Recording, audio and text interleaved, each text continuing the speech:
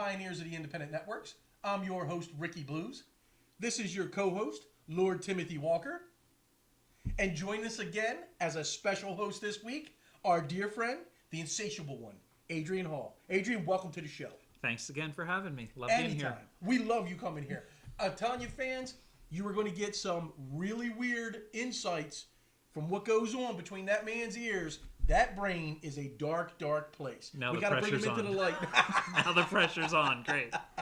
Tim, where should we be coming from this week? Well, I think it's only appropriate that we're coming from Greenwich Village.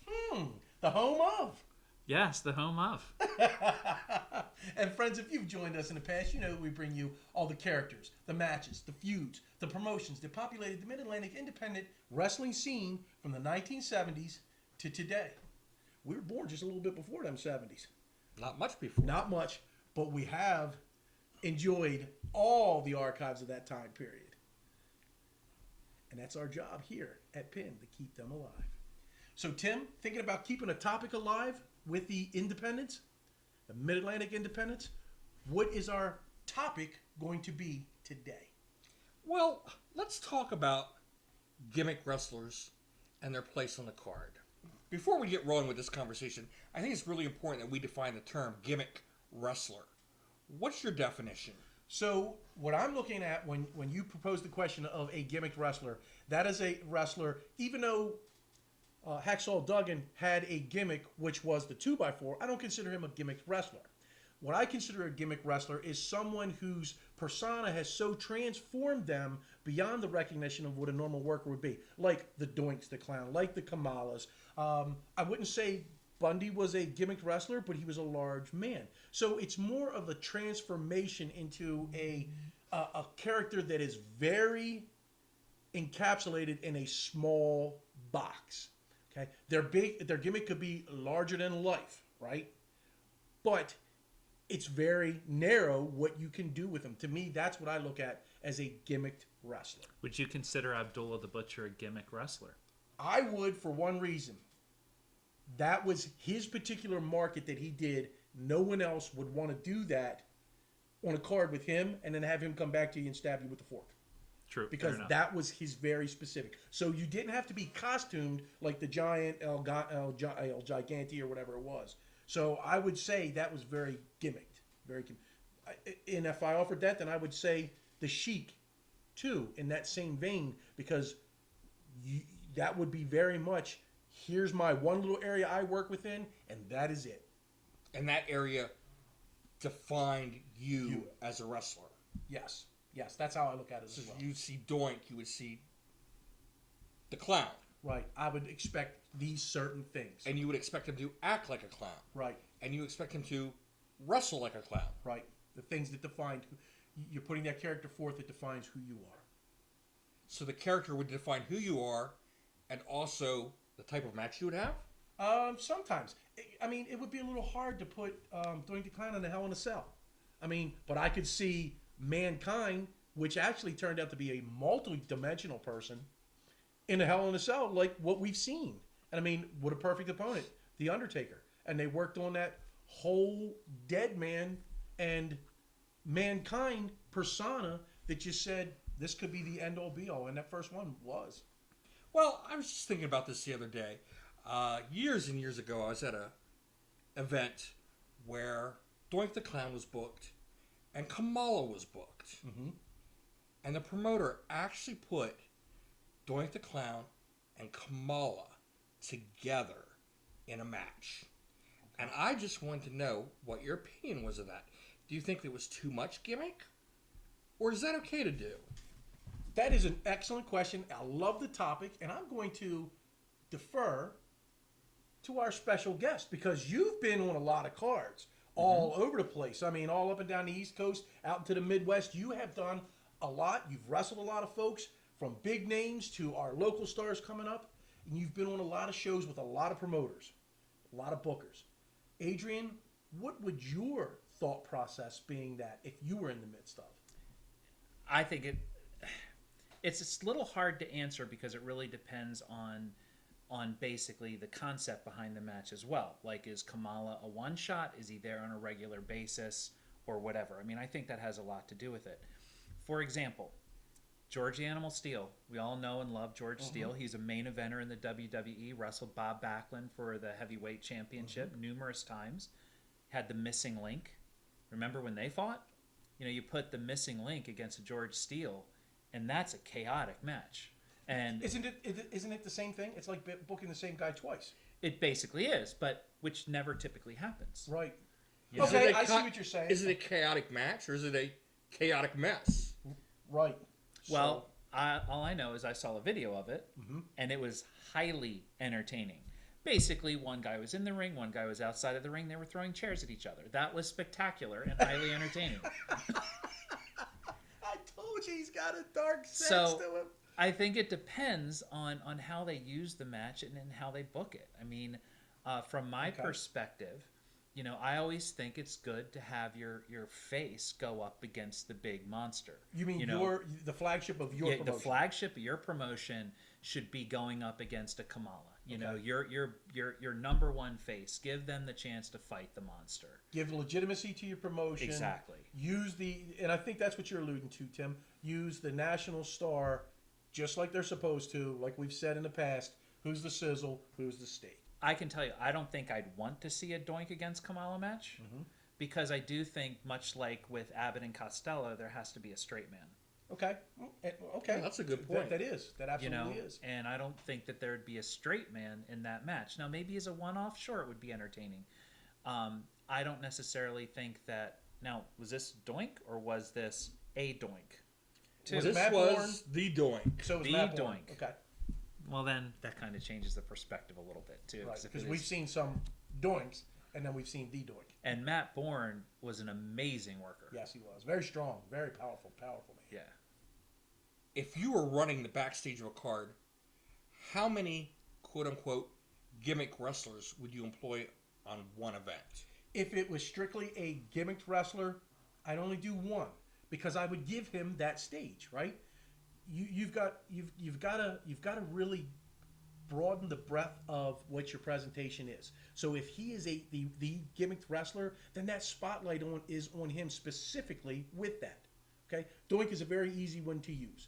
That means we put that spotlight specifically on that. And I would put him probably against maybe an upcoming face there if it was the heel Doink. If it was the face Doink that he become later when he was traveling, you know, with us doing like MEWF at North Carolina and those things, then I would allow him to work that prominent heel, or maybe heel that had middle heat and was working his way up.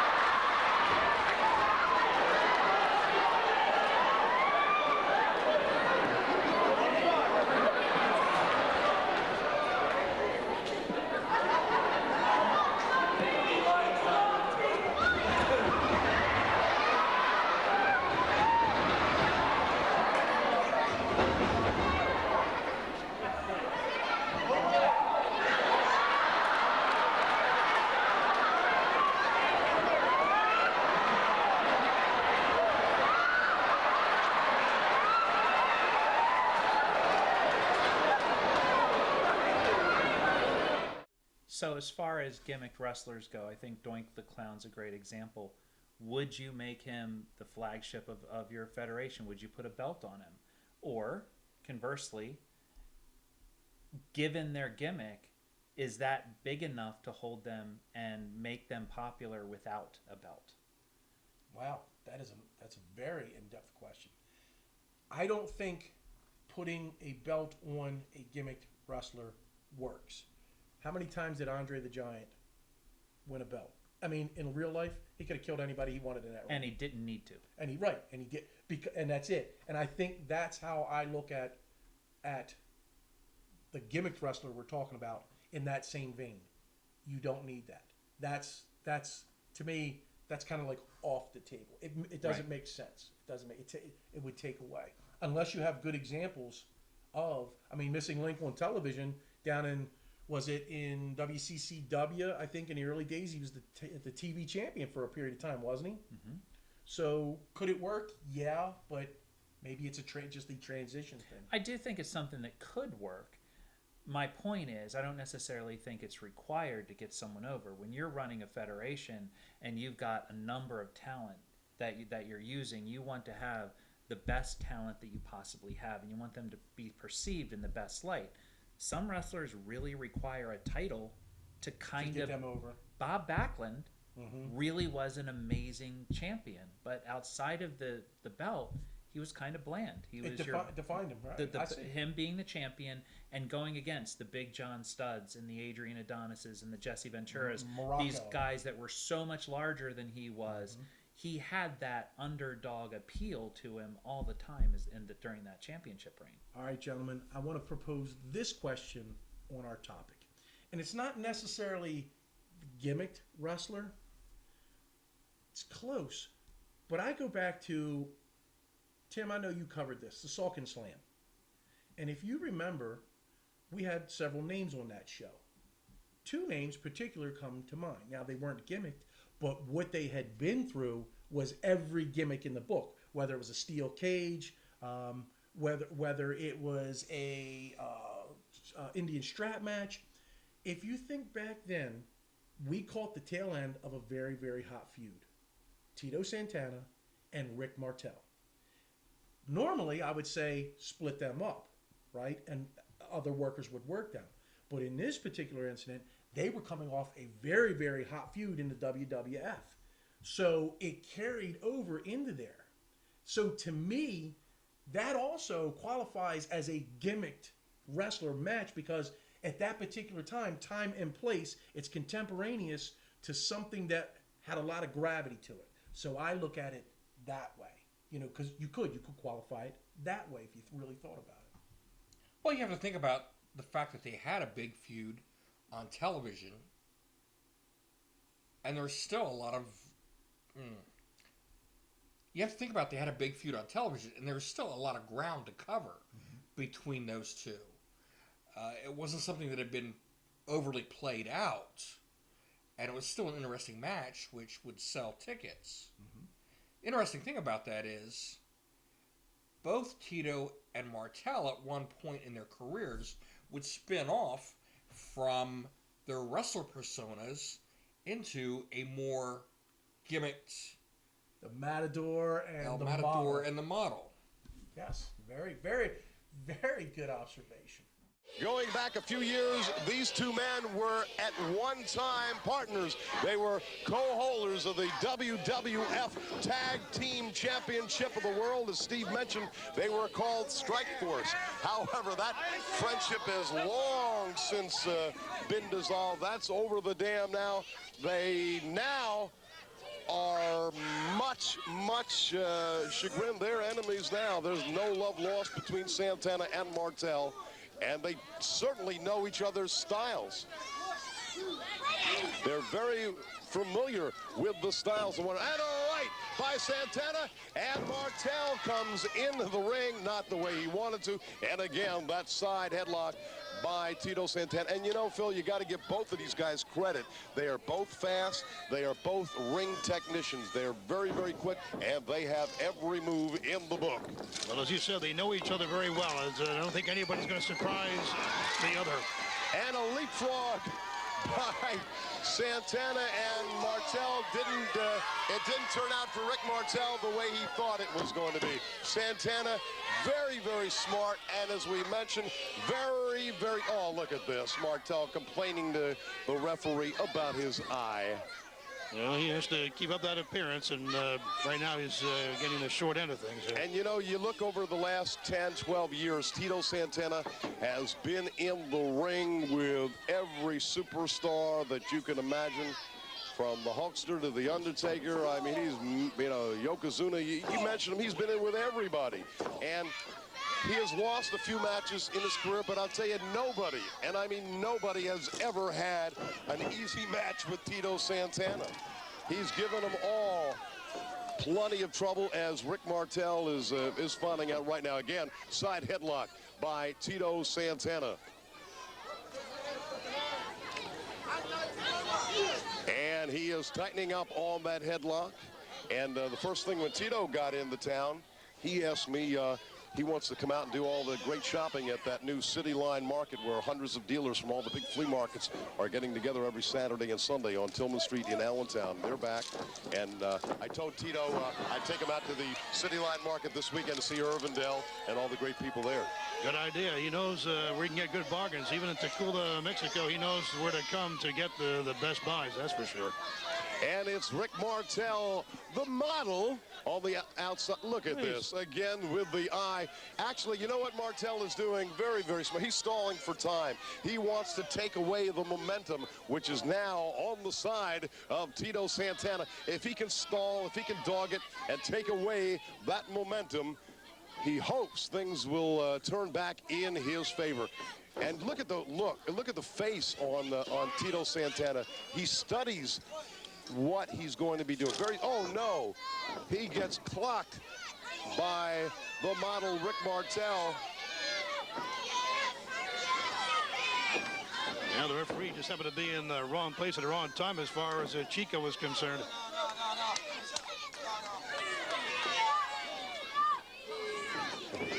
I think somebody else used to call him that at one point in time. Who, what? What are you talking about? I mean, Chico Santana you're talking about? No, it's Tito Santana. That's what I said, Chico Santana. Right now, Martel doing, trying to do a little facial arrangement on Mr. Santana.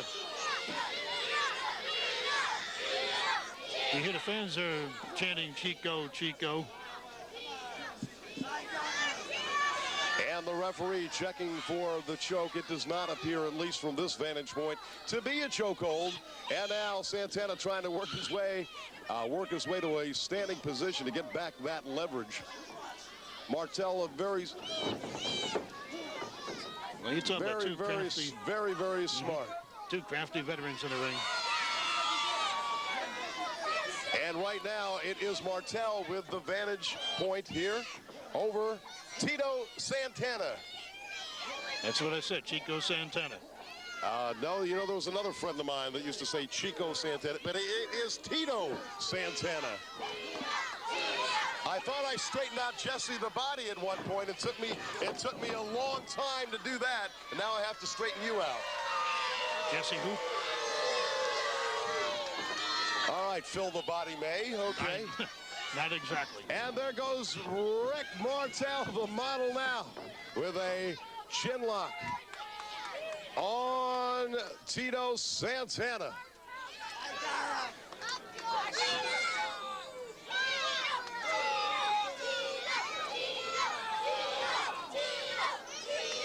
Martel trying to wear him down.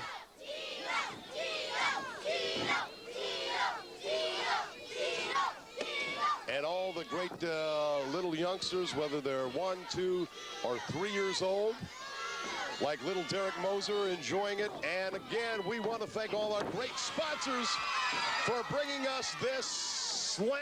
All right, Tim, since we're talking a little bit about the independent bookings, Adrian, this one is for you as well. I look at our dear friend, Dave the Wave McAllister, as a referee. Gimmicked match. What was his infamous gimmicked match? The midgets. How much more gimmicked can you get tonight? You can't put 7 midget matches on a card. It would make no sense. But to put them together right? And to put Dave in there, that was entertaining. So that's the other vein are we looking at. Is it simply for an entertainment value?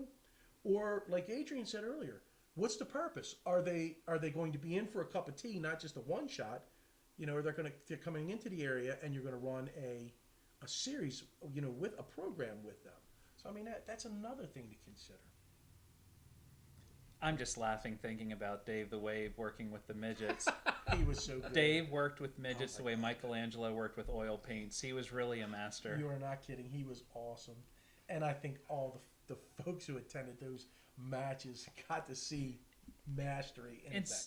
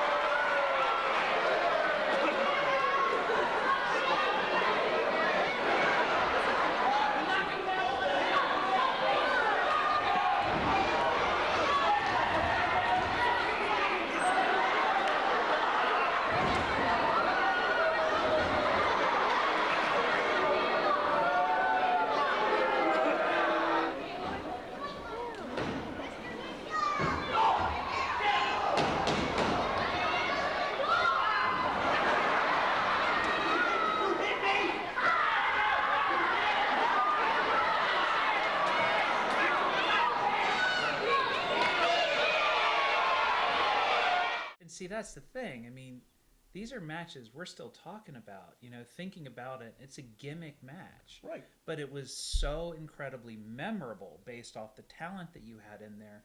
Not just the talent of the wrestlers, who were amazing, but the talent of a referee who helped really accentuate what was going on in the ring. To elevate the action. Exactly. Boy, if you want to talk about something that nobody thinks about, if you think about Dave the Wave and the midgets, just think about the way Dave moved his legs. His legs would just like go crazy when they would go to bite him in the behind. And when you're just thinking about stuff like that, it's just amazing to think about something so small, but it played such a large part in the match. The same thing with Doink. If you watch Doink's entrances, watch how he walks. It's such a small thing, but you can tell a good Doink from a bad Doink just by the ring entrance. Just watch how they walk to the ring. If it's a good Doink, they have that bounce to their step. If it's not a good Doink, they're just flat foot walking to the ring.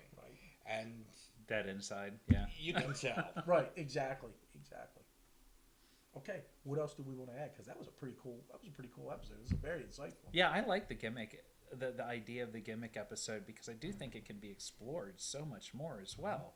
I mean, we've only touched upon a handful of these like real gimmick wrestlers. And George Steele, he never had a belt, Right. and yet look at what he is. Exactly. And look at where he's in the Hall of Fame. And he is this beloved wrestler that has transpired decades with the same gimmick.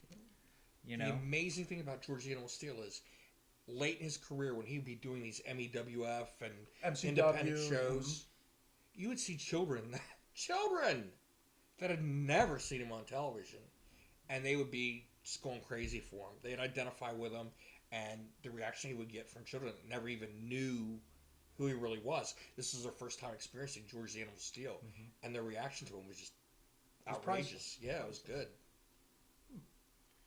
All right, Adrian, you're our special guest this week. We'll give you the floor for final thoughts on gimmicked matches. I love gimmick matches. I think there's a place for them in every show at some point.